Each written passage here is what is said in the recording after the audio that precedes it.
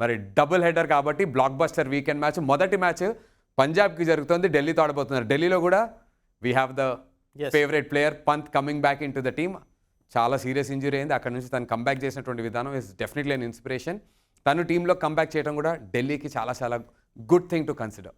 నందు, మనం రియలైజ్ అవ్వాల్సింది ఏంటంటే 2022 డిసెంబర్లో తన లాస్ట్ మ్యాచ్ ఆడాడు పంత్.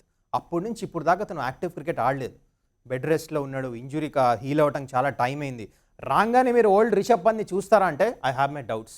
టైం పడుతుంది, we have to accept that. నేను అదే కాదు, తను వికెట్ కీపింగ్ చేయాలి, దాని తర్వాత క్యాప్టెన్సీ చేస్తాడా? వికెట్ కీపింగ్ అదే ఉట్టి బ్యాటర్గా వచ్చి ఆడేసి వెళ్తాడా? వికెట్ కీపింగ్ ఇంకా స్ట్రెస్ఫుల్ కదా.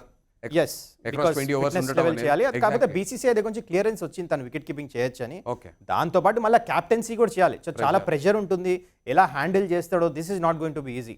It's challenging task. దాని తర్వాత he is the most successful captain for Delhi ఇంతవరకు హిస్టరీ ఆఫ్ ఢిల్లీ చూసుకుంటే ఐపీఎల్లో. He has done that before. తనకు తెలిసి ఎట్లా చేయాలో, కానీ కొంచెం రస్టీ ఉంటాడు. ఓ 3-4 మ్యాచెస్లో అడ్జస్ట్ అయ్యి దాని తర్వాత మంచిగా చేస్తాడు అనిపిస్తుంది నాకు.